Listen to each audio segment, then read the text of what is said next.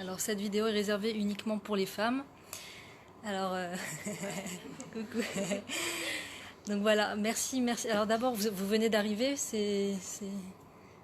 vous venez d'atterrir, ouais. Non, ça fait une semaine. Waouh, Mazal Tov, c'est magnifique.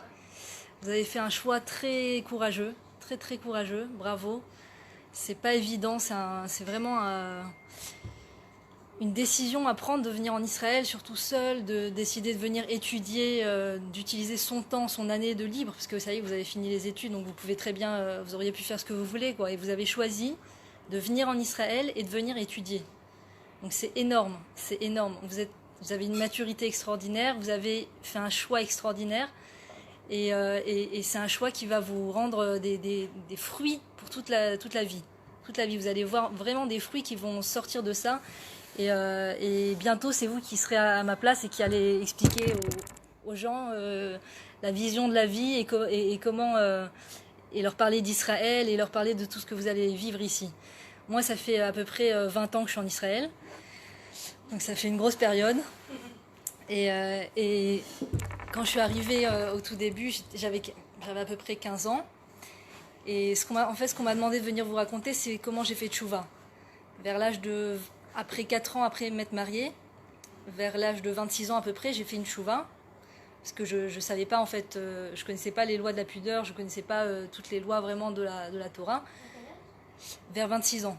Aujourd'hui, j'ai 34 à peu près. Et donc c'est pour ça que je suis venue vous voir, vous parler de ça, parce que là c'est le mois de Elul, donc le mois d'Elul c'est propice à la tchouva, donc c'est adéquat, on va dire. Aussi, juste entre parenthèses, j'ai écrit un livre sur l'histoire que je vais vous raconter maintenant, et ce livre vous pouvez le trouver sur Amazon.fr, et ça s'appelle « Et moi dans tout ça ». Il est livrable dans le monde entier, et il est en vente à un prix symbolique, vraiment pas cher. Et voilà, je compte amener des livres au Mahon, que vous puissiez lire quand vous voulez, mais si jamais vous voulez acheter, ou les personnes qui voient la vidéo veulent acheter le livre de l'histoire que je vais raconter maintenant, qui est mon histoire de retour vers la Torah, vers les racines du judaïsme, ça se trouve dans ce livre, et moi dans tout ça, sur Amazon.fr. Alors, pour la petite pub. On n'a pas le choix, on est obligé de faire connaître le truc, sinon les gens ils savent pas en fait. Et donc en fait, quand ça s'est passé toute l'histoire, donc avant d'avoir un premier enfant, quand je me suis mariée, je me suis lancée dans une carrière de stylisme. J'étais dans la mode, et j'étais c'était vraiment ce qui m'intéressait le plus, la mode. Et j'étais plongée dans ça. C'était ma passion, c'était vraiment ma passion. Et tout ce que je faisais du matin où je me levais jusqu'au soir, c'était me renseigner sur la prochaine saison, sur la mode. Et c'était ramener la mode en Israël en fait. Je faisais des voyages, énormément de voyages. Comme à cette époque-là, j'étais encore très attachée à la France, très voilà, exactement. Je suis née à Paris, donc très parisienne, j'ai eu beaucoup de mal à à me détacher de la France et à me détacher de Paris et de mes amis là-bas, bien que c'était des amis non juifs, puisque j'étais en école non juive vers les dernières années. Et en fait, donc ces voyages-là pour mon métier, ça me permettait de me relier à chaque fois à mes racines, à l'endroit où je suis née, quoi. L'endroit où je suis née. Et j'étais très heureuse, très épanouie de mon métier, très contente. Donc j'étais mariée, mon mari restait en Israël, et moi je voyageais, je faisais des voyages, et j'avais comme ça des très gros clients sur Tel Aviv, des très gros clients sur Jérusalem. Donc ça marchait très bien. Donc c'était très encourageant. Chaque fois que ça marchait, chaque fois que j'arrivais à vendre la collection et tout ça, j'étais plus encouragée parce qu'il y avait plus d'argent dans le porte-monnaie, donc ça faisait que je voyageais plus, et j'étais très motivée par mon métier. J'allais de réussite en réussite, on va dire, au niveau du métier. Et donc voilà, c'était toute ma vie tournée autour de ça en fait. Toute ma vie tournée autour de ça. Et il m'arrivait de me poser des questions, la bride. Il m'arrivait de me poser des questions. Des fois, par exemple, il y a eu des moments où je me remettais un peu en question légèrement, on va dire, ou quand, par exemple, on était dans des rassemblements familiaux. Il y avait toujours ma cousine religieuse, depuis toujours, qui avait la tête couverte et tout après le mariage, qui venait avec son mari au rassemblement familial, et je la voyais avec son mari, et je voyais qu'il y avait quelque chose qui avait pas chez moi et mon mari. Il manquait quelque chose. Maintenant, moi, j'avais pas du tout conscience des lois de la pudeur.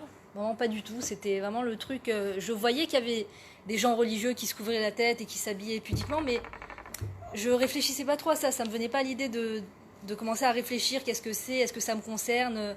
J'étais trop occupée par mon devenir, par ma réalisation, etc. Donc, chaque fois que je les voyais dans un rassemblement familial, ça me faisait un petit électrochoc intérieur. Et par exemple, pour la petite anecdote, eux, ils étaient placés dans une place des gens mariés. Et moi, on me plaçait avec les cousines célibataires. Et mon mari, il était avec les cousins là-bas. On n'était pas vraiment... Il n'y avait pas une ambiance, le titre marié. Donc, chaque fois, je ressentais ces choses-là. Je me disais, qu'est-ce qu'il y a chez ma cousine? C'est quoi cet ingrédient qu'il n'y a pas chez moi? C'est quoi ce truc? Et je repartais... Je ne savais pas exactement mettre des mots sur ce que je ressentais, mais je repartais toujours avec une interrogation intérieure, un début d'introspection, on va dire. Et donc, quand je suis venue... Après, la vie reprenait le dessus. Je continuais de travailler. J'étais très, très prise par mon travail et tout.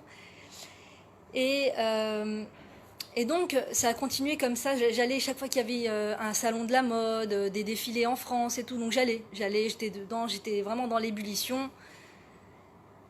Et je me sentais remplie. Enfin, je me remplissais de ces choses-là. Et quand je revenais en France, quand je revenais en Israël, où j'étais occupée par mon métier et tout, mais dès que je me retrouvais à la maison, en fait, on avait un écran géant dans le salon, un écran énorme. Et tous nos rendez-vous avec mon mari, enfin toutes nos rencontres avec nos maris, c'était devant l'écran, toujours l'écran de télé allumé du matin au soir, en fond sonore, toujours toutes les émissions, les amours, les machins, le plateau télé devant les émissions, c'était ça. Tous nos rendez-vous, c'était ça. Toutes nos rencontres, c'était ça. Non, ça c'était en Israël. J'habitais en Israël. Mon mari, il était toujours, c'est-à-dire quand je partais en France, je partais seule en général. Mon mari restait en Israël et je revenais à la maison, à Jérusalem. Et on était branchés France, on était branchés chaînes françaises et tout ça, donc ça nous manquait pas tout ça, quoi. C'était vraiment dans notre maison, la télé et tout. Et petit à petit, enfin, je ressentais qu'il y avait un manque de communication. Je ressentais qu'il y avait quelque chose qui n'allait pas. C'était d'abord, il y avait toujours des gens avec nous. Depuis le mariage, il y avait tout le temps des gens avec nous dans la maison. Il y avait toujours quelqu'un, des amis. Donc il n'y avait pas un moment vraiment de rencontre seul, lui et moi, qui discutons, qui parlons. C'était toujours l'écran, la télé. D'ailleurs, pour la petite anecdote, un jour, j'ai rencontré une ancienne cliente à moi dans Jérusalem. Et elle m'a dit « Ah, t'es devenue très religieuse, oulala, t'es très très religieuse, dis donc et tout ». Et j'étais très contente de la voir parce que c'était une femme très gentille. Et après, mon fils, il m'a dit, mon fils qui a maintenant à peu près 9 ans, il m'a dit « Maman, c'est qui cette femme et tout ?» Je lui ai raconté toute mon histoire. Je lui ai dit « Tu sais, avant que tu viennes au monde, j'étais styliste, alors je travaillais dans la mode et je travaillais beaucoup et je gagnais beaucoup d'argent. » Il m'a dit « Mais pourquoi t'as arrêté si tu gagnais tellement d'argent ?» J'ai dit « Heureusement que j'ai arrêté. » Je lui ai dit « Heureusement que j'ai arrêté. Mais pourquoi, maman? Tu gagnais tellement d'argent, pourquoi t'as arrêté ?» Je lui ai dit « Tu sais, je crois qu'avec papa, on n'aurait jamais parlé, on se serait jamais mis à parler ensemble si j'avais continué ce travail. » Je lui ai dit « J'aurais été très riche, mais moi et papa, on parlerait jamais, tellement je serais occupée. » Il m'a dit « Ah, heureusement que t'as arrêté, hein, heureusement. » Et je me dis même des fois que j'aurais peut-être même pas eu d'autres enfants que Dieu préserve. Baruch Hashem, j'ai eu d'autres enfants après la tchouva. Donc je vous raconte comment j'ai fait tchouva en fait. Après 4 ans de mariage, on a été chez le médecin, chez le docteur des bébés. Et il m'a ausculté, il m'a dit en effet que j'avais un petit problème, mais c'était rien du tout, il fallait juste prendre un petit cachet. Et si je prenais ce cachet, je pourrais rapidement tomber enceinte. Donc ça a été un peu une prise de choix.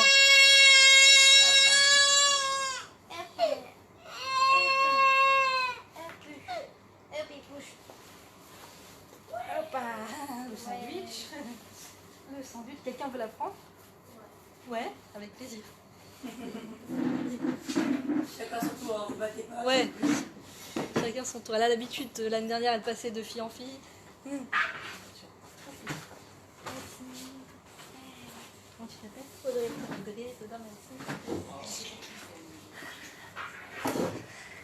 Alors, donc en fait, qu'est-ce qui s'est passé? Donc ce médecin nous a dit, si tu prends ce médicament, tu vas tomber enceinte. Donc en fait, c'était tout d'un coup, je me retrouvais face à un choix en fait. Des fois, il y a des femmes, elles se posent pas la question, elles tombent enceintes, elles se demandent pas maintenant je veux ou je veux pas. Elles tombent enceintes, c'est tout. Et là, je me suis retrouvée dans un carrefour de ma vie où tout d'un coup je devais prendre une décision, pas seulement est-ce que je prends ce pantalon, est-ce que je ramène cette jupe, est-ce que je ramène ce t-shirt, est-ce que je ramène ces chaussures, qu'est-ce qui va avec quoi. C'est tout d'un coup c'était une question beaucoup plus importante dans ma vie, c'est est-ce que je suis prête à tomber enceinte. Et là je me suis dit bon 4 ans de mariage c'est vraiment le moment quoi, il faut y aller, il faut se lancer. Donc j'ai pris ce médicament et j'ai l'impression que j'avais fait un très bon choix et très important dans ma vie, et en effet je ne regrette pas jusqu'à maintenant, Dieu merci. Et donc voilà, donc je suis rentrée chez moi quelques jours après me semble-t-il, je suis tombée enceinte, Baruch Hashem, et donc là j'ai commencé à réfléchir plus pour moi seulement. C'est pas que je me levais le matin, ma carrière, la mode, je me levais le matin, je me dis ah j'ai un petit bébé dans le ventre, je suis plus seule, donc ce que je fais c'est avec mon petit bébé dans le ventre. Quand je vais aller voyager en France pour la mode et tout ça, c'est avec mon bébé dans le ventre, je suis plus seule. Là, j'ai commencé à faire toute une prise de conscience nouvelle dans ma vie de je ne suis plus seule en fait, je vis plus pour moi seulement. Donc déjà, ça a été le début de la révolution. Et ensuite, donc voilà, j'ai continué, on va dire jusqu'à tard au niveau de la grossesse, le travail normal, quoi. Rien n'a changé dans mon travail. Je sentais que j'étais un petit peu plus lourde que d'habitude. Mais à part ça, à part que je prenais du fer et des vitamines, rien n'avait changé à ma vie, je continuais mon travail. Et plus les mois avançaient, plus je commençais à me poser des questions. Je me disais, mais comment ça se passe après ? C'est-à-dire là, je suis plongée dans ma carrière de styliste. Qu'est-ce qui va se passer après ? Après, ça va être normal, genre je vais venir avec mon bébé chez les clients, je vais vendre, je commençais à me poser des questions. Et en l'occurrence, une de mes clientes m'avait dit, moi, elle a une chaîne de magasins dans tout Jérusalem, on va dire. Et elle me disait, moi, j'étais tellement passionnée par mon métier. Dès que j'ai accouché de mon fils, je suis repartie le lendemain, j'ai mis mon jean et je suis repartie au travail. J'ai laissé mon fils à l'hôpital comme ça et j'ai foncé au travail tellement je suis passionnée de mon travail, tellement j'aime mon travail. Et dans ma tête, je me suis dit, waouh, c'est quoi cette histoire ? C'est comme ça que ça se passe quand on accouche, c'est fou et tout. Ça me trottait dans la tête. Mais tant qu'on l'a pas vécu, en fait, on ne sait pas du tout ce que c'est. On ne sait pas ce que c'est. On sait pas. Faut le vivre en fait pour comprendre comment on se remet, comment son corps se remet, comment le lien avec le bébé. Est-ce qu'on est prêt à le laisser ? Est-ce qu'on n'est pas prêt à le laisser ? Et donc voilà, le jour est arrivé où j'ai été accouchée, Baruch Hashem. Et je suis rentrée à la maison après quelques jours et j'étais pas du tout dans un état d'esprit de laisser mon bébé, mais alors pas du tout, quoi. Déjà, je m'en sortais pas vraiment, c'est-à-dire je m'en sortais pas. J'étais très occupée tout d'un coup. Tu passes d'un moment où tu ne vis que pour toi, tu prends ton déjeuner, ton petit déjeuner, tu penses à toi, quelle chaîne je veux voir, tout ça, quels vêtements je mets, à quelle heure je me lève, qui j'ai envie de voir aujourd'hui, qu'est-ce que j'ai envie de faire. Tout d'un coup, tu as un petit bébé qui a besoin de toi avant même que tu t'occupes de toi, il a besoin de toi. C'est-à-dire, si tu lui donnes pas à manger maintenant, même si tu veux aller aux toilettes, même si tu veux te reposer, ce bébé, si tu lui donnes pas à manger, il va manquer, il va avoir faim. C'est un petit bébé, il peut pas s'en sortir seul, aller ouvrir le frigidaire, se débrouiller tout seul. Il a besoin de moi. Et je me disais, je ne peux pas quitter ce bébé, c'est pas possible. Il a besoin de moi. Et donc, je suis restée comme ça des mois à la maison, jusqu'à à peu près 6 mois à la maison avant de mettre un pied dehors, ne serait-ce que pour faire une petite balade dehors. J'étais à la maison. Et en l'occurrence, il y avait toujours cet écran devant moi. Il y avait, comme j'étais aussi à l'époque accro aux vidéos, accro aux séries, donc je regardais série après série sur Internet et je nourrissais mon bébé et je regardais les séries, jusqu'à ce moment-là où il n'y avait plus aucune série en fait. J'avais vu la dernière série de toutes les, vous savez, les sites de streaming là où il y a plein de séries. J'étais arrivée à la dernière série. Il y avait le dernier épisode. C'est comme si j'avais une boulimie de séries à la maison. Plus rien à voir. Terminé, j'avais fini toutes les séries. Je me dis, mais qu'est-ce que je vais faire ? Comme une droguée qui lui manque sa dose, quoi. Il lui manque sa petite drogue. Je me dis, qu'est-ce que je vais faire ? Et là, je tape sur Internet. Ah oui, et le truc, c'est que dès que je regardais pas une série, en fait, je me retrouvais à livrer à moi-même avec mes pensées, avec mon cerveau à moi, et je me retrouvais à avoir des pensées pas très positives. J'avais des pensées un peu stressantes par rapport à mon bébé. J'avais peur pour lui, j'avais peur pour mon bébé, qu'il lui arrive quelque chose. Et en fait, j'ai compris que toutes les informations que j'avais vues depuis le plus petit âge, toutes les informations que j'avais vues du midi et du 20h, où il raconte à chaque fois des drames et des choses, des histoires terribles. En fait, j'avais toutes ces histoires dans la tête qui s'exprimaient dans ma tête, en fait, me disait et ce bébé, il a été kidnappé, et ce bébé, toutes les histoires horribles, je les avais dans ma tête. Je disais, s'il arrive ça à mon bébé, il arrive ça, vraiment des idées pas sympathiques. Donc j'ai tapé sur internet mauvaise pensée, et là il y a eu plein de résultats, comme toujours, quand on tape un mot, il y a plein de résultats, et la première vidéo, c'était, j'ai cliqué sur la première vidéo en fait. Et la première vidéo, c'était quoi? Un rave, avec un chapeau, avec le costume du rave, qui parlait, qui faisait un cours de Torah. Donc là, je me suis dit, qu'est-ce qu'il a ce rave à pouvoir parler des mauvaises pensées? Qu'est-ce qu'il sait sur les mauvaises pensées? Quel rapport entre la Torah, les mauvaises pensées? C'est du domaine de la psychologie, quel rapport et tout? Et j'ai regardé cette vidéo jusqu'au bout. C'était 20 minutes de cours. C'était le rave Ron Shaya, qui puisse avoir la guérison totale, Bezrat Hashem. Et donc, c'était une vidéo de 20 minutes. Et pendant 20 minutes, j'ai eu la boule à la gorge du début de la vidéo jusqu'à la fin de la vidéo. J'ai senti que ce rabbin parlait de vérité. Il disait que de la vérité, que des choses vraies, que des choses vraies.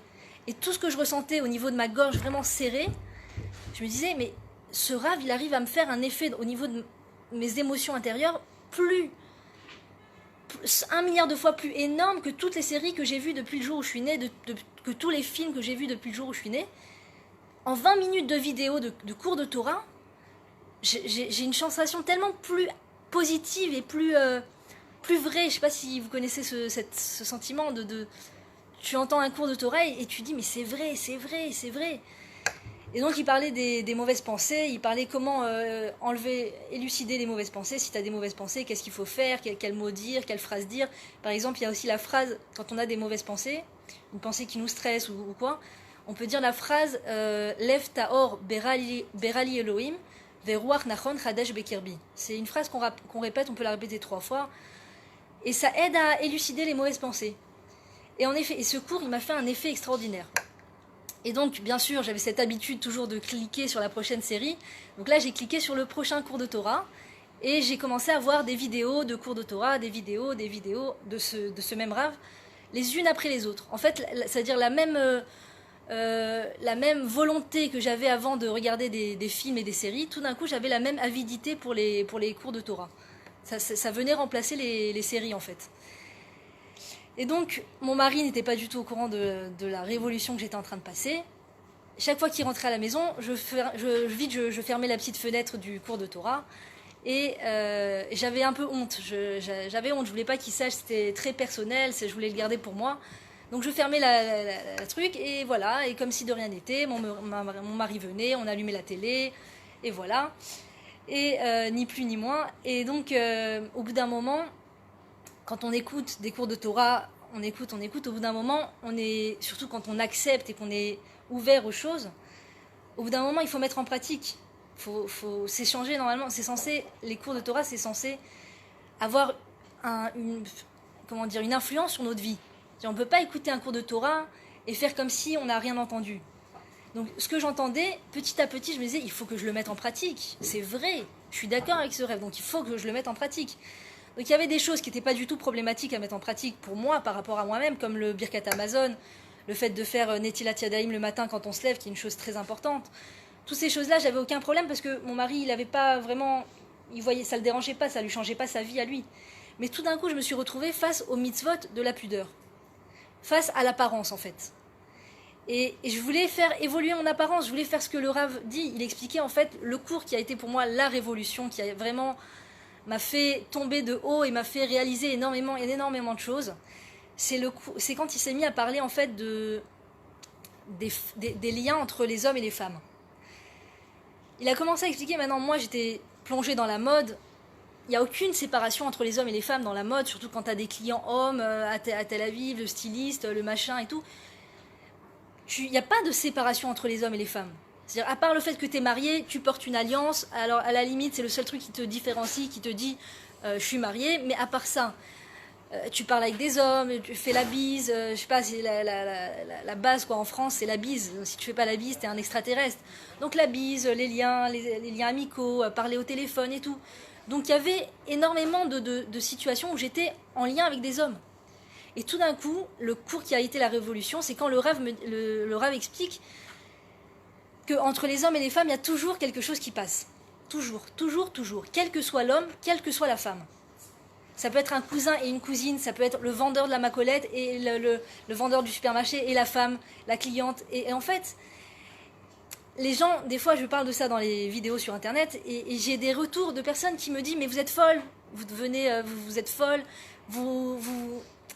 comment dire, vous rapetissez l'humanité, vous pensez que tous les hommes et toutes les femmes ont des pulsions les uns envers les autres et qu'ils ne peuvent pas se retenir de se sauter les uns sur les autres, c'est n'importe quoi. J'ai des retours comme ça de personnes qui me disent ça. Et en fait, il faut être honnête pour reconnaître que oui, il y a toujours quelque chose qui passe entre un homme et une femme. Toujours. Toujours. Et donc si les peuples, les non-juifs trouvent qu'il n'y a aucun problème à ça, faut juste se réfréner. Les gens me disent, il faut juste se réfréner. Oui, c'est vrai, il y a des pulsions, c'est vrai, on ressent quelque chose, il y a un réparateur qui vient à la maison, ok, il peut y avoir quelque chose qui va passer entre les deux, mais il faut juste se réfréner, il faut juste réfréner ses pulsions. Et la Torah te dit d'abord, un homme, une femme ne peuvent pas se faire confiance jusqu'au jour de leur mort. C'est ça, c'est le cours qui a été la révolution dans ma vie. On ne peut pas en apotropous les harayot. C'est-à-dire, il n'y a pas une personne, même la personne la plus pieuse au monde, même la personne la plus fidèle envers son mari ou sa femme, ne peut pas se faire confiance jusqu'au jour de sa mort. C'est-à-dire, jusqu'au jour de ta mort, tu peux être dans une situation où tu peux te laisser tenter par l'infidélité. Tu peux te laisser tenter par les harayot, par les relations interdites. Tout le monde, tous les êtres humains, doivent être sur le qui-vive. Sans cesse. Si on veut une réelle fidélité entre un mari et sa femme, la femme qui est mariée, l'homme qui est marié, doivent tout le temps être dans l'introspection de savoir est-ce que je suis entièrement fidèle à mon mari? Est-ce que mes pensées ne vont que vers mon mari? Donc c'est une tâche extrêmement lourde, c'est extrêmement difficile à faire, surtout quand on est issu d'une société où tous les films, tous les romans, tout nous encourage, la mode, tout nous encourage à être un peu, volatile, un petit peu pas sérieux, quoi. Toutes les musiques, c'est quoi toutes les paroles de musique, les trois quarts des paroles de musique, c'est des paroles de musique de légèreté d'esprit. De légèreté d'esprit. Vive l'amour et et je te kiffe, etc. Enfin, plein de paroles où c'est des histoires de romance du matin au soir entre des gens qui ne sont pas forcément mariés, entre des gens qui sont peut-être mariés avec d'autres personnes, mais que tout d'un coup, il y a eu un coup de foudre. Donc, c'est, entre guillemets, légitime. Parce que si les gens s'aiment, alors ça excuse tout, soi-disant. Il y a un message de la société qui est très, très encourageant au niveau de la légèreté d'esprit, au niveau de l'infidélité. Et quand on est plongé dans cette société et qu'on ne se met pas les barrières en plus, les gens, ils vont comme à l'abattoir. Les animaux, quand ils vont à l'abattoir, ils ne sont pas, jusqu'à avant qu'ils se fassent abattre, ils sont, pardonnez-moi pour l'exemple, mais ils ne sont pas au courant qu'ils vont se faire abattre. Ils ne sont pas au courant. Un animal, ça ne réfléchit pas. Ça ressent, mais ça ne réfléchit pas. Et les gens qui vivent sans se mettre ces barrières, en fait, et moi-même la première, quand on vit dans une vie sans se mettre ces barrières, que la Torah nous dise, qui sont d'abord la pudeur de la femme, donc pour la femme, se vêtir d'une façon où elle va cacher ses parties du corps et elle va couvrir ses cheveux pour le mariage, après le mariage. S'il n'y a pas ces barrières-là, s'il n'y a pas une prise de conscience, t'es comme un animal quelque part qui va à l'abattoir. T'as vu le film, t'as entendu la musique dans la voiture à fond, et tout d'un coup tu sors et tu te retrouves devant la caissière, et hop, première chose, c'est le regard, le clin d'œil, je peux prendre votre numéro, tous ces trucs de drague. Tous ces trucs de drague. Il y a une drague énorme. Et donc, quand on est dedans, on a du mal, c'est vrai, à se remettre en question, à se faire une introspection, on a du mal. Mais il faut ouvrir les yeux et se dire en fait que c'est vrai, c'est réel, ça existe. Et donc moi, ce cours, ça a été la grosse prise de conscience, le cours qui m'a fait faire tchouva quelque part. Et donc là, j'ai commencé à me dire, il faut que je peux pas m'habiller comme ça, si c'est vrai. Si je suis d'accord avec ce que le Rav dit, je peux pas continuer à m'habiller à la mode, au nom de la mode. C'est-à-dire, ma seule question à l'époque, c'était est-ce que c'est à la mode? Si je portais un vêtement, c'était uniquement parce qu'il était à la mode. Et donc je me disais, je peux pas continuer, parce que si je continue d'être à la mode, c'est clair que la mode, c'est pas pudique. Si la mode était pudique, ça se saurait. La mode, c'est ce qu'il y a de moins pudique. C'est ce qu'il y a de moins pudique. Donc je me disais, mais comment? Il faut que je me couvre la tête, il faut que je fasse attention comment je m'habille, etc. Je me souviens un jour, on a été à un mariage et il y avait avec moi une copine qui, elle, se couvrait la tête et s'habillait pudiquement. Et j'étais en plein dans cette prise de conscience. Donc j'avais pas encore mis en pratique, mais j'étais dans la prise de conscience. Et le marié, il est venu vers nous, il est venu vers moi, il m'a fait la bise. Et au moment où il m'a fait la bise, j'avais tous les cours du Rav que je venais d'entendre dans la semaine. Je me disais, mais j'aime pas cette situation, ça me dérange. Ça me dérange. Et le mari, il se tourne vers ma copine, il la regarde comme ça, il dit, ah, toi on s'approche pas. Et quand il a dit ça, je me suis dit, j'aurais tellement aimé qu'il dise la même chose pour moi. J'aurais tellement aimé que quand on me voit, il y a un titre affiché, toi on t'approche pas. Toi t'es la femme de ton mari. J'aurais tellement aimé. Et donc après, je suis entrée chez moi avec cette idée, je me suis dit, il faut que je mette en pratique les lois. Et j'ai commencé à me dire, donc il faut que je me couvre la tête. C'est la base, il faut que je me couvre la tête. Et j'aimerais arrêter de faire la bise aux hommes aussi. Donc en fait, j'ai dit à mon mari, je lui ai dit, voilà, maintenant à l'époque, j'avais une tante qui était très malade. Et mon mari était au courant, il avait de la peine pour ma tante et tout ça. Et je lui ai dit, écoute, tu sais, j'ai entendu que si on prend sur soi un acte de religion, ça apporte la refoua shlema pour la personne. Ça apporte la santé pour la personne malade. Il m'a dit, ah, c'est super, génial, qu'est-ce que tu veux faire et tout. Et lui, en fait, il pensait que j'allais voyager en France pour lui rendre visite. Il pensait que c'était ça le truc. Je lui ai dit, non, en fait, j'ai décidé de me couvrir la tête. Et là, il a failli s'évanouir. Il m'a dit, quoi? Mais c'est pas possible. Bon, t'as fait un lavage de cerveau, c'est pas possible. Pourquoi tu dis ça? Qui c'est qui t'a parlé? Et dans ma tête, je me dis, oui, on m'a fait un lavage de cerveau et c'est une bonne chose. C'est très bien. C'est très, très bien. Mais bien sûr, je ne lui ai pas dit en face. Je lui ai dit, écoute, c'est très important pour moi qu'on voit qu'on comprenne que je suis ta femme, qu'on comprenne que voilà que je dois me couvrir la tête et que les gens ils s'approchent pas de moi comme si j'étais une célibataire. Et bon, au début, il n'a pas du tout accepté. Et j'ai essayé de le convaincre, etc. Et il y avait ma belle-sœur qui était là, sa sœur, qui elle a fait tchouva, qui est très religieuse aussi, et qui elle avait conscience de ces choses-là. Donc je lui ai dit, je t'en supplie, parle à ton frère et tout. Elle m'a dit, appelle un Rav, pose la question à un Rav, qu'est-ce qu'il te conseille de faire? Donc j'ai appelé le Rav, c'était le Rav Benichai en l'occurrence, que Dieu le bénisse, et il m'a dit, je lui ai posé la question, je lui ai dit, voilà, j'ai entendu que si on prend un acte sur soi, ça apporte la refoua shlema d'une personne. Il m'a dit, oui, bien sûr, c'est vrai. Donc il m'a dit, qu'est-ce que tu veux faire? Je lui ai dit, voilà, j'aimerais me couvrir la tête, je suis mariée, j'aimerais me couvrir la tête. Il m'a dit, c'est normal, c'est évident, il faut que tu prennes autre chose sur toi. Aussi ça et autre chose. Ah ouais. Très fort. Et donc j'ai dit, ah, j'ai pensé à ne plus faire la bise. Il me dit, voilà, très bien. Donc je raccroche. Maintenant, je dois annoncer à mon mari que non seulement je vais être obligée de me couvrir la tête, et en plus je vais être obligée d'arrêter de faire la bise. Donc double emploi, double chose à annoncer. Et je lui explique, je lui dis voilà, donc le Rav il a dit qu'il s'est obligé de se couvrir la tête et qu'en plus je dois arrêter de faire la bise. Il dit quoi? Mais c'est quoi ce lavage de cerveau? C'est pas possible, mais c'est quoi cette histoire? Mais tu comprends que tu vas faire une guerre atomique, ça va être une guerre mondiale. Les gens ils vont se vexer et tout, et ils vont être choqués et tout ça. Bon, alors donc c'était pas évident. Bien sûr, je vous raconte ça parce que à la fin mon mari il a fait tchouva. À la fin mon mari il s'est repenti. Ça a pris des années. Mais à la fin, il a fait tchouva, donc c'est pour ça que je le raconte. Sinon, ça aurait été du lachonara, ça aurait été de la médisance sur mon mari. Mais comme lui-même, il a fait tchouva et qu'il me permet de raconter l'histoire, alors c'est permis. Tu veux la faire passer? Tu peux la mettre par terre si tu veux, si elle veut jouer. Ouais, tu peux la mettre au milieu. C'est ça, ils ont fait le... J'ai peur que ce soit très sale par terre. Ouais, ok, d'accord. Alors, je continue pour la vidéo parce qu'il y a des gens qui écoutent. Alors, du coup, merci beaucoup. Toda Rabba.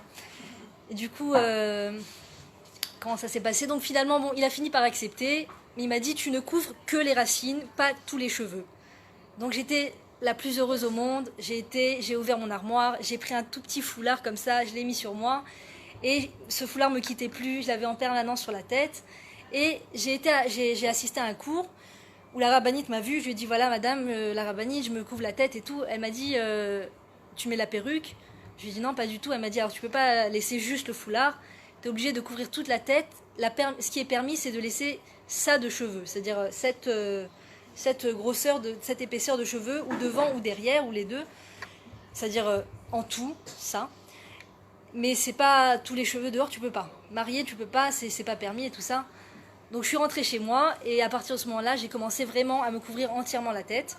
Dès que j'étais toute seule avec mon mari à la maison, je laissais que le bandeau. Mais dès que je sortais dehors, je mettais entièrement le foulard. Et au début, mon mari, il n'a pas du tout supporté, il n'a pas du tout apprécié. Ça le dérangeait, ça le gênait, il n'était pas habitué à me voir comme ça.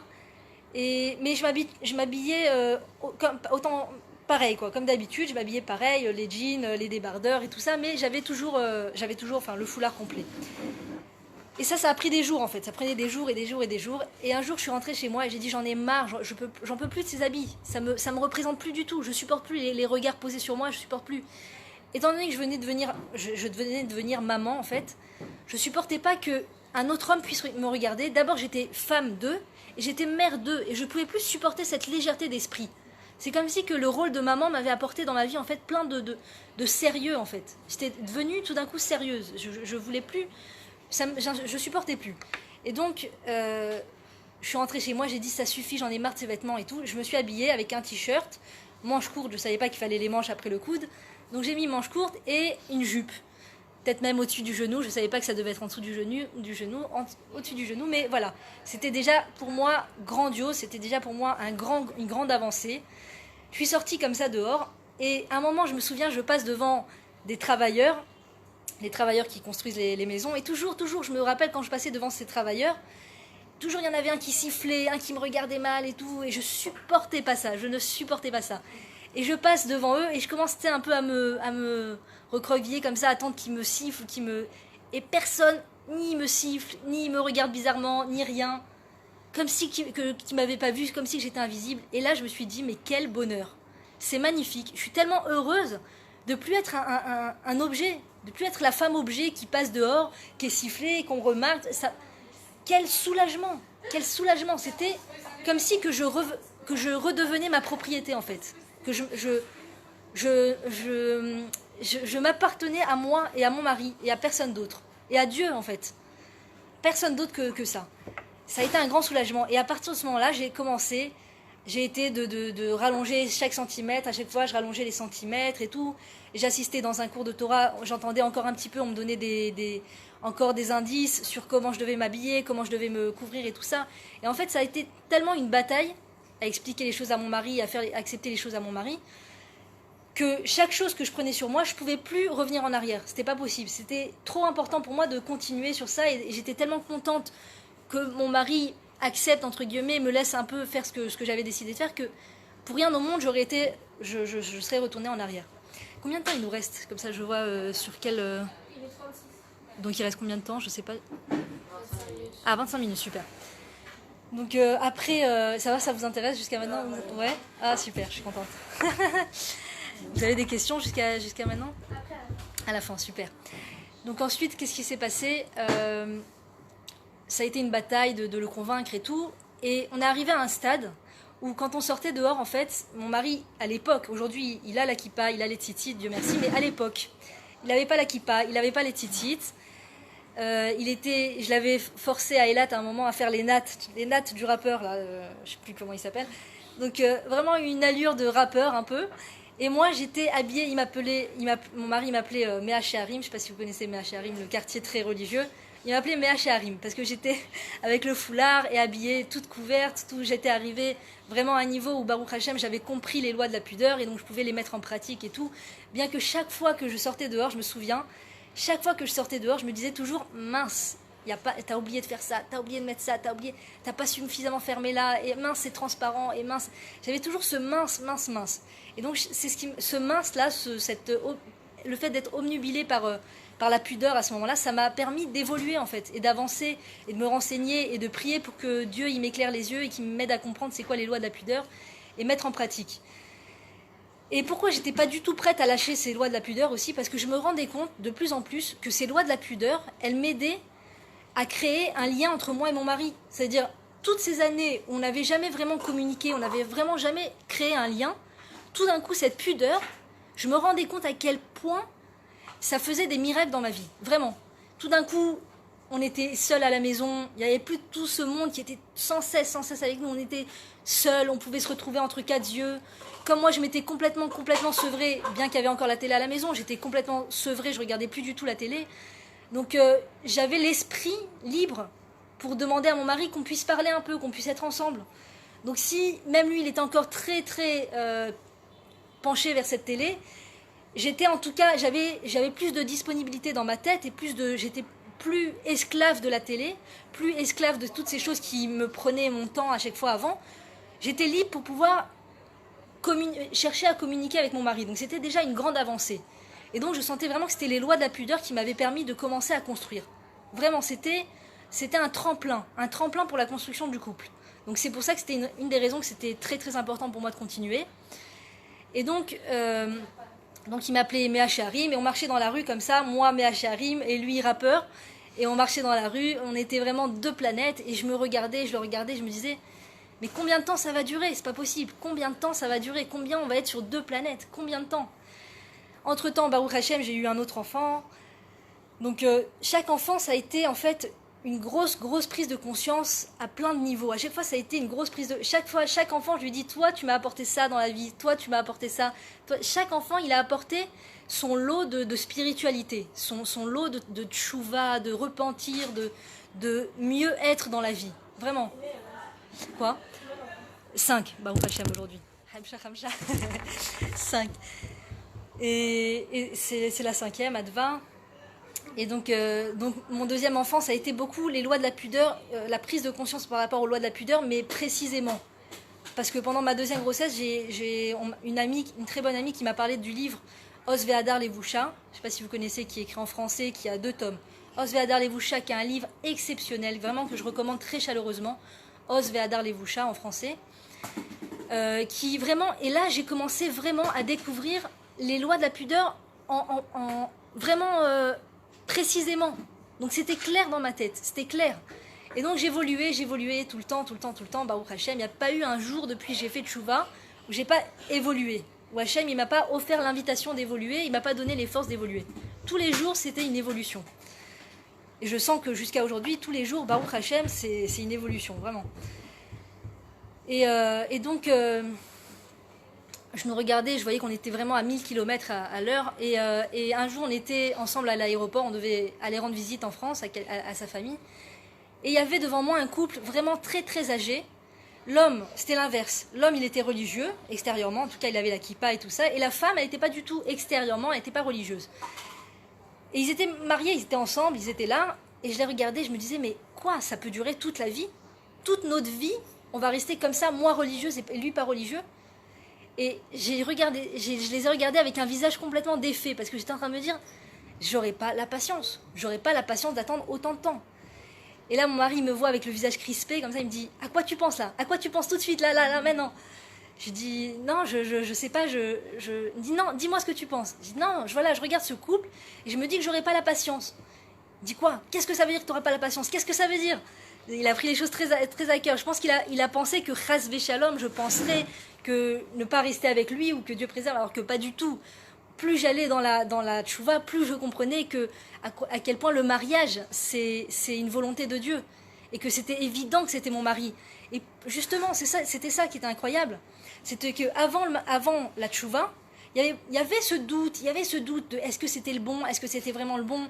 Et quand tu es en contact avec toutes sortes d'hommes sur Facebook et l'ancien meilleur ami et tout ça, il y a toujours ce safek Amalek. Ça s'appelle le doute. Le mot Amalek, c'est les mêmes lettres, c'est le même gematria que doute.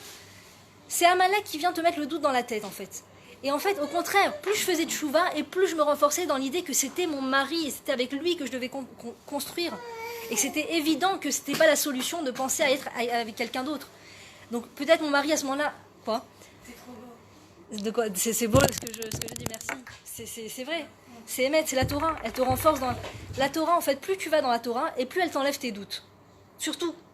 Sur ton rôle dans la vie, sur qu'est-ce que tu es censé faire, est-ce que tu es censé amener des enfants ou pas. J'entends les gens sur Facebook qui me parlent tellement de doutes, ou qui parlent entre eux, il y a des débats, des fois tellement de doutes, sur des choses que la Torah, elle te dit tout de suite, elle te dit mais non. Claire, elle te dit c'est non ou c'est oui. Claire, et ça enlève tellement de doutes. Et les gens, les pauvres, ils dorment pas, ils trouvent pas le sommeil, ils prennent des médicaments parce qu'ils sont dans le doute tout le temps, ça les perturbe. Et en vérité, la Torah, c'est le médicament de tout, parce qu'elle te dit clairement qu'est-ce qui est permis, qu'est-ce qui est pas. Elle te met tout à jour. Et en plus, la Torah, ça aide à être honnête, à regarder les choses en face. Ça va? Tu veux la mettre par terre ou pas? Non, c'est bon, super. Et donc, en l'occurrence, il me dit, qu'est-ce que ça veut dire que tu n'auras pas la patience? Je lui dis, ça veut dire qu'il faut qu'il se passe quelque chose, qu'il y ait une évolution. Je ne voulais pas lui dire que tu évolues pour pas trop le mettre face au fait accompli, mais il faut qu'il y ait une évolution, il faut que ça évolue. Bon, en tout cas, moi, lui, ça l'a pas spécialement fait évoluer, cette phrase que je lui ai dit, mais moi, ça m'a fait évoluer au niveau de ma façon de penser. Je me suis dit, je ne veux pas laisser les choses passer indéfiniment. Je vais prier pour que ça évolue. Que ça évolue. Je vais prier. Moi, j'ai une question. Ouais. Genre, en fait, en même temps que je me suis fixée, genre par rapport aux autres trucs, c'était comment? Enfin, ça évoluait comment? Genre, les filles et tout ça. Est-ce que moi je priais ou est-ce que... En fait, est-ce que c'était que la Timout ou ça... Ah, ça évolue à tous les niveaux. Moi, personnellement, j'ai évolué à tous les niveaux. C'est-à-dire, Hachem, à chaque fois, c'est-à-dire, j'entendais, je sais pas, 5 à 6 cours par jour de Torah minimum, tous les jours, en écouteur, dans la maison, tout ce que je faisais, j'étais toujours en train d'écouter des cours de Torah. Donc, tout ce que j'entendais, et en fait, c'est incroyable parce que Hachem, il m'a vraiment, il est extraordinaire, Hachem, c'est qu'il nous fait vraiment, Dieu, il nous fait vraiment entendre ce qu'on a besoin d'entendre au moment où on a besoin d'entendre. Il va pas nous faire entendre des choses qui sont pas de notre niveau ou qui sont trop loin ou qui n'ont rien à voir. Par exemple, il y a pas longtemps, j'ai commencé à entendre parler du sujet de la Hitbodedut. Je sais pas si vous avez entendu parler. C'est le fait de parler avec Dieu, parler seul avec Dieu. Il y a tout un livre dessus. Je crois qu'il est dans la bibliothèque. Je l'avais vu à travers champs et forêts sur le fait de parler avec Dieu. Ça, c'est un truc que j'ai entendu parler, mais après, longtemps après avoir commencé à apprendre les lois de la pudeur, les lois de la cacheroute, les lois du Shabbat, les lois de tout ça. On faisait Shabbat, mais on n'avait pas la conscience vraiment du Shabbat. Il y avait plein de petits détails qu'on ne savait pas que c'était assour et donc on faisait Shabbat, mais pas comme il faut, quoi. Donc par rapport à aujourd'hui, on va dire. Donc en fait, Dieu, il fait entendre des choses selon ce qu'on est prêt à faire. Il ne nous fait pas entendre des choses qu'on n'a pas les forces de mettre en pratique. Tout ce qu'on entend, on peut le mettre en pratique. S'il y a quelque chose qu'on entend et qu'on a un doute, à ce moment-là, on peut poser la question à son rave ou à un rave. Ça veut dire on est dans un truc de recherche.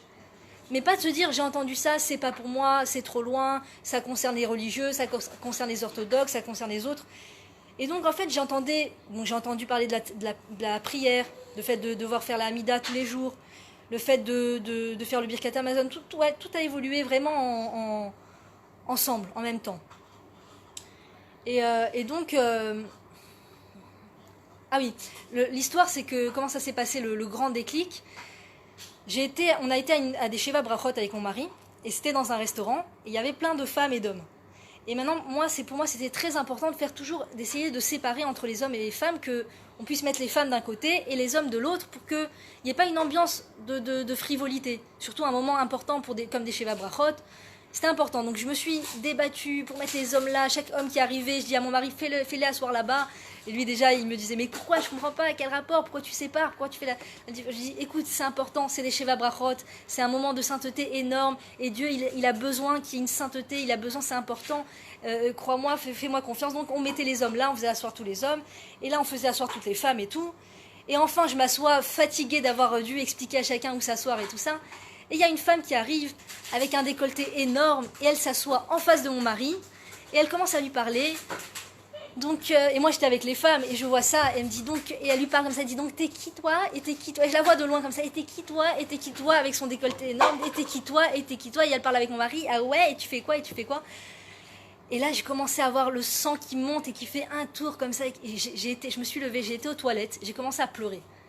Je me suis dit, mais jusqu'à quand? C'est pas possible. J'ai arrêté de faire la bise aux hommes, j'ai arrêté de parler avec les hommes, j'ai arrêté de parler, c'est-à-dire le minimum technique, mais plus des discussions vraiment de... J'ai arrêté tout ça, je m'habille pudiquement. Pourquoi, mon Dieu, pourquoi tu continues de me faire souffrir avec ces choses qui me font mal au cœur et tout? Et là, je me suis dit, le lendemain, je me suis dit, je vais voir un psychologue ou une psychologue, j'ai besoin de parler à quelqu'un. J'avais vraiment le cœur lourd. Donc j'ai été voir une psychologue. Et elle me dit, donc qu'est-ce qui se passe, c'est quoi ton histoire? Je lui dis, voilà, moi j'ai fait tchouva, je me suis renforcée, mais pas mon mari et tout. Elle me dit, bon, qu'est-ce que t'as fait, quel livre t'as étudié, quel cours t'as entendu? Je commence à lui dire toute la liste des cours, des livres que j'ai étudiés. Elle me dit, ah ouais, ah d'accord, ah t'as lu ça, ah t'as étudié ça, ah d'accord. Pas des très grandes choses, mais elle me dit, ça veut dire, t'es avec ton mari qui n'est pas encore religieux, il fait Shabbat bien sûr, mais tout ça, et toi t'es là et tout. Elle me dit, waouh, c'est deux planètes, quoi, c'est vrai. Elle m'a fait encore plus ressentir le truc. Elle me dit, bon, quel est le problème? Pourquoi tu viens spécifiquement? Et je lui raconte toute l'histoire des Sheva Brachot de la veille. Je dis, donc tu comprends, j'ai un gros problème, je suis trop jalouse, c'est plus possible, il faut que tu me règles ce problème de jalousie. Elle me dit, c'était quoi la situation? Je lui dis, voilà, la fille qui arrive avec le décolleté. Elle me dit, mais c'est pas toi le problème. Elle me dit, c'est normal que tu sois jalouse. Elle me dit, le problème, c'est ton mari. Et là, je lui dis, bon, ok, d'accord. Et je sors de là et je me dis, donc ok. Et je me souviens, tout d'un coup, d'une copine qui m'avait raconté que sa mère, qui était divorcée avec 5 enfants, 5 ou 6 enfants, elle avait fait Perek Shira pendant 40 jours. Et après 40 jours, on lui a présenté quelqu'un, ils se sont mariés et ils ont eu encore un enfant, etc. Elle m'avait raconté cette histoire et c'était dans ma tête. Et je sors de chez la psychologue et je me dis, et mon mari m'envoie un message, il me dit, prends ton temps, les enfants dorment, fais ce que tu veux, va te balader et tout. Maintenant j'étais à 20-30 minutes du cotel.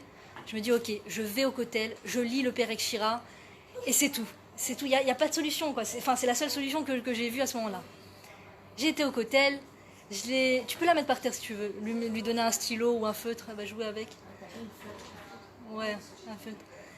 Je vais au cotel, je lis Perek Shira et je demande, après avoir lu le Perek Shira, je dis, mon Dieu, je t'en supplie, fasse que mon mari fasse tchouva. Et voilà, et je rentre à la maison. Il y avait écrit sur le Perek Shira, je crois, vous pouvez le prendre chez vous ou un truc comme ça. Je suis rentrée chez moi et j'ai continué de lire le Perek Shira pendant 40 jours. Et le 40e jour, j'étais enceinte de mon 3e enfant, Baruch Hashem, et j'avais un rendez-vous chez le médecin. Et le médecin, il regarde comme ça et tout, et il nous dit avec mon mari, il dit donc voilà, donc c'est un garçon, et donc 99% de chances qu'il soit trisomique. Donc voilà, allez, à bientôt, le prochain rendez-vous tel jour, à bientôt. Et on sort, on ferme la porte comme ça, on se regarde avec mon mari. Il me dit, t'as compris ce qu'il a dit le médecin? Je lui dis non, j'ai pas compris. Je lui dis, et toi? J'étais un petit peu stressée, je voulais pas faire perdre le temps au médecin, j'avais l'impression de le déranger. J'ai dit non, j'ai pas compris, et toi? Il me dit non, j'ai pas compris. Il me dit, tu crois qu'on re-rentre dans la pièce pour redemander au médecin s'il a dit qu'il était trisomique, le bébé, ou quoi? Ok, on re-rentre, on dit pardon, excusez-nous, docteur, de vous déranger. Est-ce que vous avez dit que le bébé... Oui, le bébé a toutes les chances d'être trisomique, donc prenez un rendez-vous chez le cardiologue, il vous confirmera ça. Voilà, au revoir. Et donc là, on ferme la porte, on prend rendez-vous chez le cardiologue. Non, pas tout de suite, c'est-à-dire, on ferme la porte, mon mari, il était en scooter, moi j'étais en voiture. Mon mari monte sur le scooter, moi je monte en voiture, et chacun, on roule vers la maison de son côté. Et pendant la moitié du chemin, j'ai commencé à pleurer, j'étais au volant, je pleurais.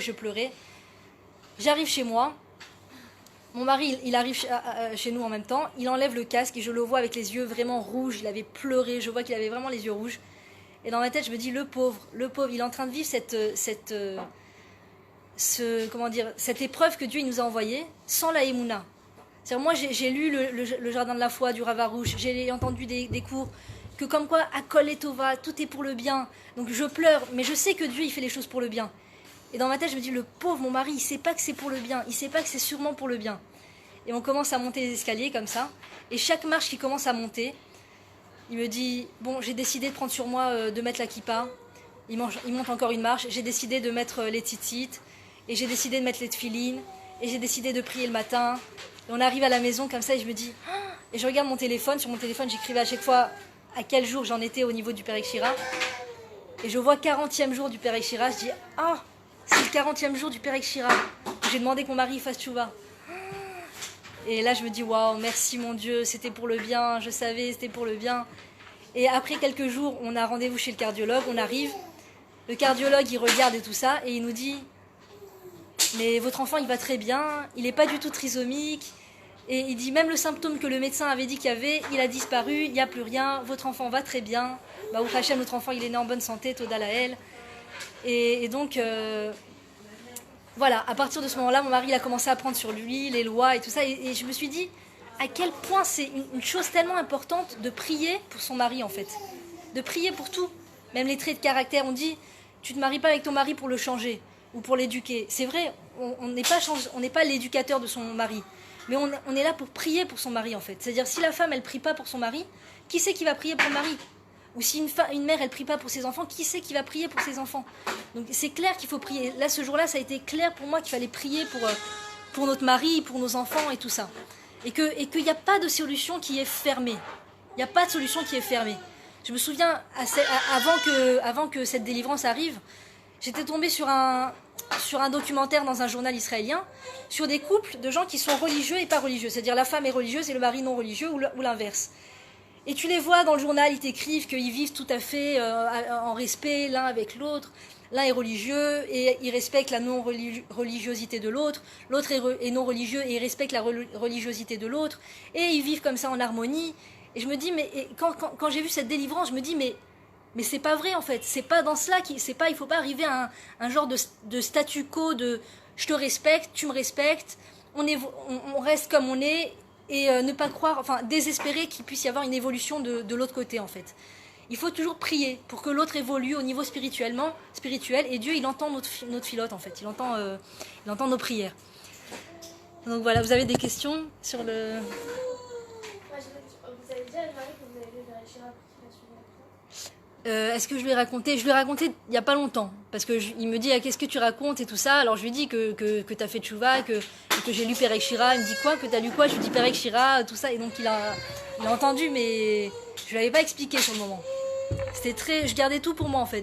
Tout ce qui était les délivrances que je vivais. J'ai appris en fait dans cette période à beaucoup garder en moi et vivre les choses pour moi, entre moi et Dieu.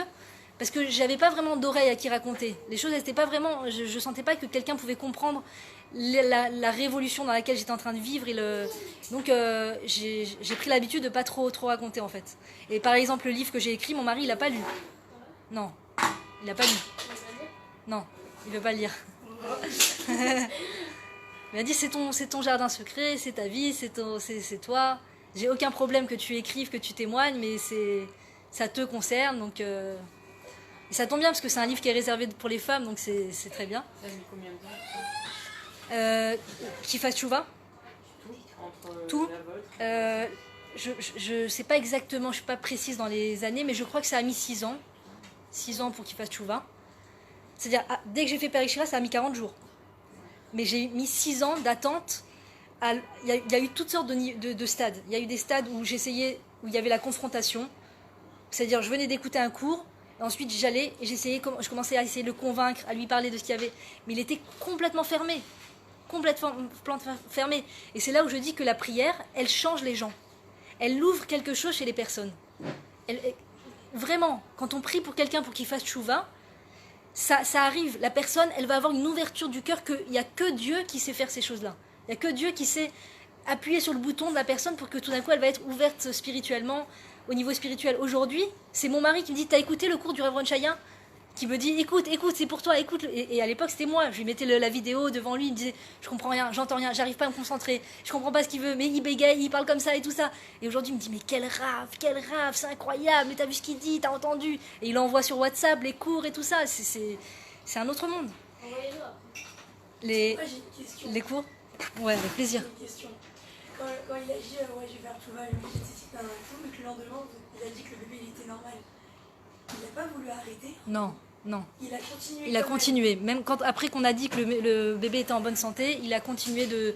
Parce qu'en fait, c'est pas que moi j'ai réussi à le convaincre. C'est pas que je lui dis regarde, le bébé il a des risques d'être trisomique, t'es obligé de prendre sur toi, et donc il prend sur lui, et il est pas convaincu à l'intérieur. C'est que c'est Dieu qui a fait en sorte que chez lui ça s'ouvre. Donc ça, il n'y a pas de retour, ça va que dans l'évolution. Quand Dieu il a ouvert la personne au repentir, ça va que dans l'évolution. C'est extraordinaire. Toda, Rabbin. Toda, Rabbin. À deux, on peut vraiment évoluer. Ah ouais, vraiment. À deux, on peut vraiment évoluer. Vraiment.